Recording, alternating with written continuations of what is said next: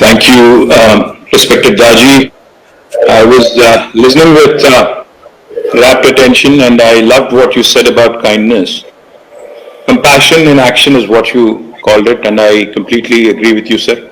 I really admire the kind of work you do, really admire the kind of work and the kind of teachings that are being imparted at the Kanha Shantivanam. I would also like to acknowledge Dr. Ananta, the Director of UNESCO MGIEP, and all the distinguished gathering and delegates from over 50 countries in the world. Firstly, let me greet you, all of you, because there are a lot of youngsters there, young women, young men. Let me greet all of you on this special day. There are many, many days that we celebrate. The Father's Day, Mother's Day, Children's Day, and a bunch of other things. But I don't think any country in the world celebrates, the bond between a brother and a sister. And that is today, in fact, it is Raksha Bandhan, which is celebrated, I think, only in India. And I offer my warm greetings to the young brothers and young sisters out there, on this auspicious day. It gives me immense pleasure to interact with you, to talk to you on this occasion of the International Youth Kindness Conference. It is the first time, in fact, as Daji pointed out, that I've had the opportunity to interact with anybody at Shantivanam. It's unfortunate that I'm not there in person, but thank you, Daji, for this opportunity. I've heard so many good things about the Heartfulness program and about Kanha Shantivanam. We are fortunate that your center is located in Telangana amidst all of us. I'm touched by the work Daji and his team have done and Kanha have been doing in developing values pertaining to humanity and organic personality development through years of his work in our state and all over the world as well. As I said, if you listen to him for a few minutes also, you would understand that, eventually one has to be in consonance with nature, one has to be in consonance with the world at large, and one has to be in short, one has to be in sync with, world at large. I think the truly universal appeal of Daji's teachings are there for all of us to emulate, they're there for all of us to actually adopt. I must congratulate the Heartfulness movement for bringing this conference of international youth kindness, focusing on youth with such values is of paramount, for the growth of our society and for the growth of our world at large. If you look at India's population profile, I'm sure this must have been mentioned several times over the last couple of days, but let me just quickly add. If you look at India's demographic profile, India's average age is 27. That makes us one of the youngest countries in the world. 50% of India is less than the age of 27. 65% of India is less than the age of 35. 75% of India is less than the age of 44, making this a very productive age group to contribute not just to the state, not just to the nation, but also to the world at large. But when you look at this productive age group and when you look at what they have to offer, typically it's called the population dividend, the demographic dividend. And India, of course, has an unprecedented opportunity, as Daji was pointing out, of latching onto this, of leveraging this, and making us a prosperous nation, not just for ourselves, but also to have the ability to provide solutions for the rest of the world as well. In fact, I'm proud to share with you, since we are just about coming out of this pandemic, COVID, I'm proud to share with you that you are sitting right now in Telangana, which is the vaccine capital of the world. In fact, 1/3 of human vaccines produced globally come from Hyderabad, come from Telangana, including the COVID vaccine. I'm not sure how many of you are familiar with it.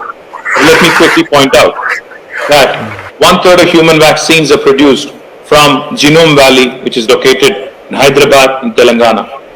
Let me also point out, when we talk of demographic dividend, when we talk of population dividend, we also have to keep in mind that the population dividend also has the ability to turn very quickly into a liability, if not nurtured properly, if not taken care of, with the necessary empowerment through skill sets, through proper training programs, education, professional skills, man management, and organizational behavior.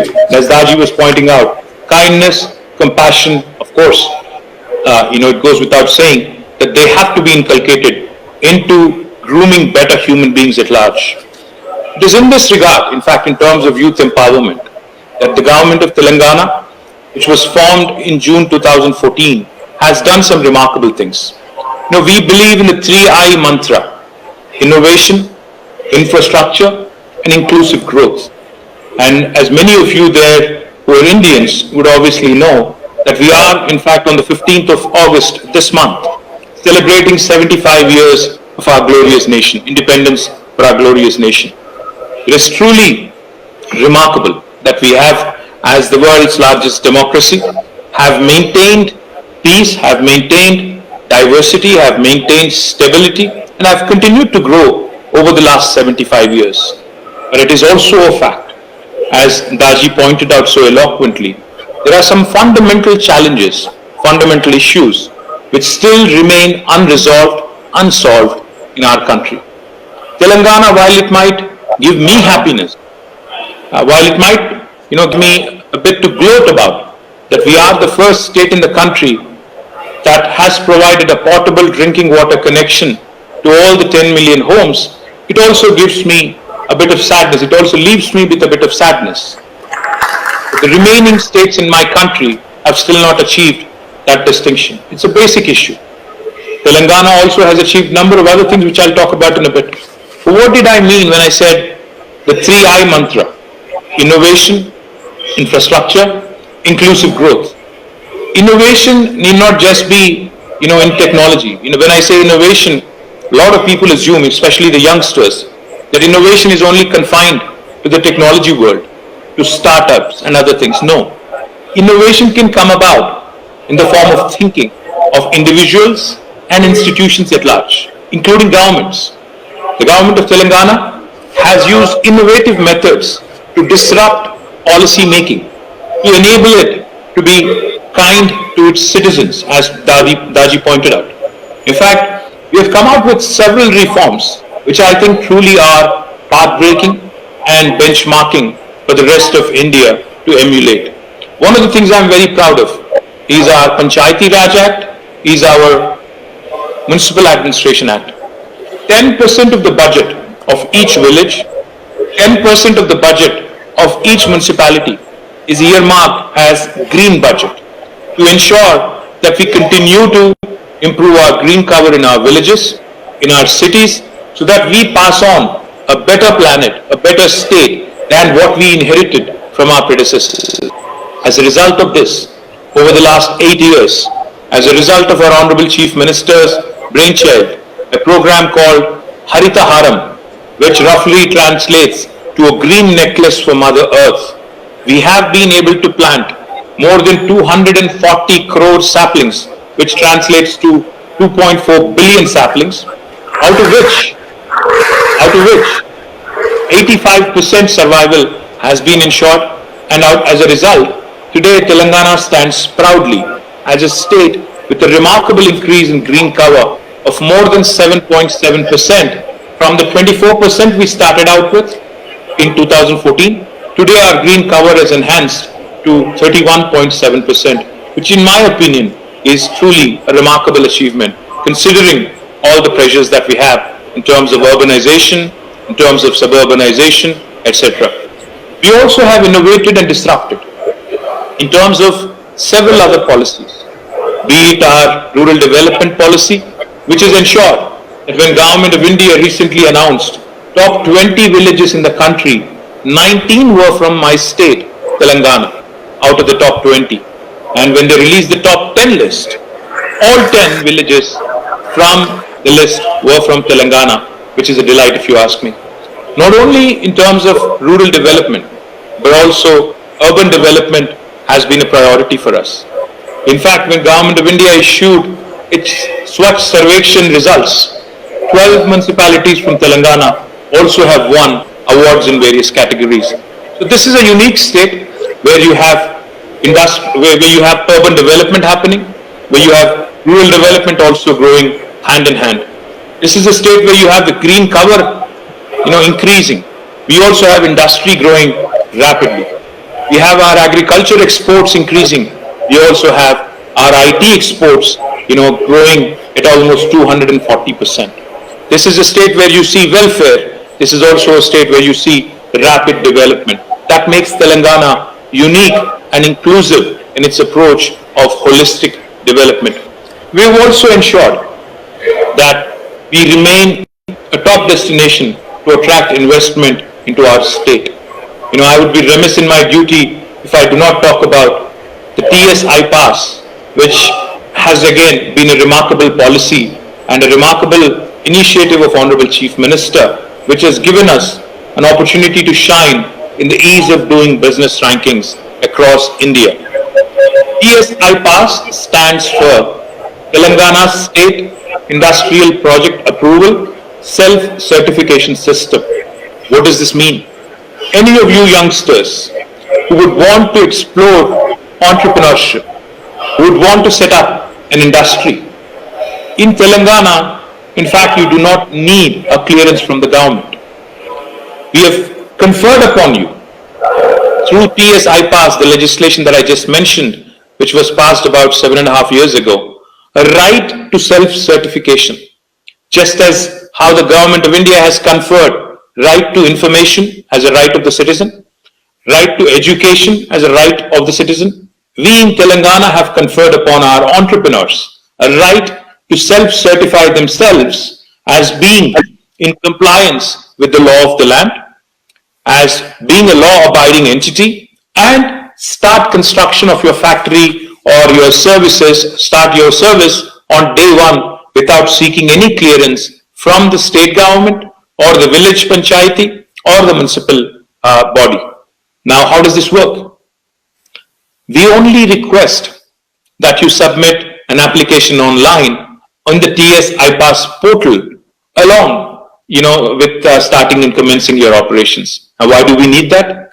We need that because we need to know who's doing business in our state, and if they are following all the regulatory framework and any concerns with respect to pollution, etc., should also be taken care of. But once you receive your application, we take only 15 days to process and come back to you with an answer. If we do not deliver on the 15-day window, on the 16th day, it's a deemed approval. It's an approval by default. No other state in India will tell you this. Now, this is the kind of disruptive, innovative policy making which has led Telangana to, climb to the top of the charts on the ease of doing business rankings in India. And we are, therefore, in the last 7.5 years, a very attractive destination for investment. In the last 7.5 years, we have been able to attract more than 2.4 crore rupees in terms of investment. We've been able to give approvals to more than 20,000 units through the TS iPass portal.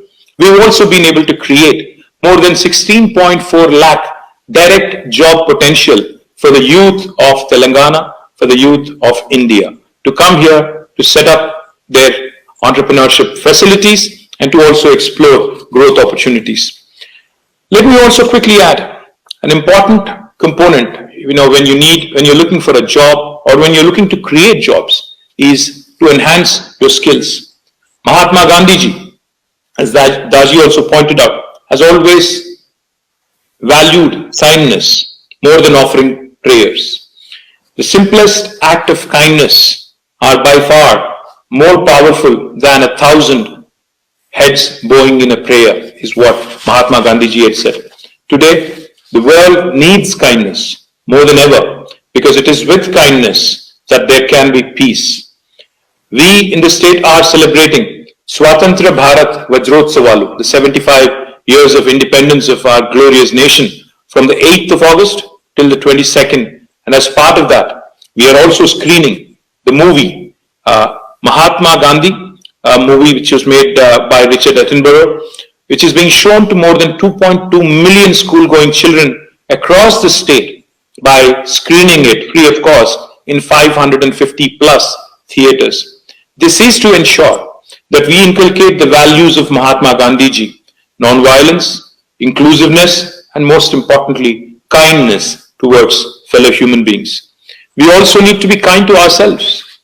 Self-care, self-love is just as important as caring for others. We must watch out for our own thoughts before they can turn into actions. So keeping our minds clean from evil and unwanted thoughts is necessary, which is where the work of heartfulness would be so important for humanity. Caring for others, of course, also begins from self-care. Unless one is in good frame of mind and health, he can be of no help to others. I remember the saying, you can accomplish kindness what you cannot, you can accomplish through kindness what you cannot by force. Time and again, we have seen that the world can only be changed by simple acts of kindness. Kindness to nature, as again was pointed out by Daji so eloquently, is also paramount. When we are gentle to Mother Nature, she gives us back manyfold. We must curb our greed and materialistic goals, thereby preventing exploitation of all that Mother Nature has to offer. I'm told that Kanha Shantivanam is an example of how a barren land got converted into an oasis within 5 years by planting millions of trees and conserving a lot of water. My compliments to Daji and the entire team out there who have actually led this by example. I am also informed that Heartfulness has grown acres of green cover, planting more than 700,000 trees. This kindness towards nature was only compounded as volunteers joined in planting a sapling. The collective effort being recognized by Telangana Harita Mitra Award in 2016 and also in 2018. We at the state level have initiated a massive program, as I pointed out, called as Telangana Ko Haritahar. I urge you all to join the movement to ensure that we increase the green cover and we pass on a better earth, a better planet to our children than what we inherited from our predecessors, from our parents. A mandatory provision, as I pointed out, has already been made in both the rural and the urban budgets to ensure that we continue to provide you with much needed financial assistance toward this program. I take this opportunity to thank and greet everybody at Kanha Shantivanam and Daji especially, for supporting us during the COVID times. Your efforts in providing manpower, food, healthcare, and other aid during the various waves of COVID has been tremendously helpful and has been recognized and appreciated by one and all. I urge the youth participating in this wonderful conference to be proactive, not only in care for others, but also caring for yourselves and also taking care of your own self and your family and your friends. I thank Daji and Kanha Shantivanam for giving me this wonderful opportunity. And I once again apologize for not showing up in person. I could not because of my physical, temporary disability. But I do hope and pray that there will come a time when I'll get an opportunity to visit and pay my respects in person. Thank you very much once again and happy Raksha Bandhan to all.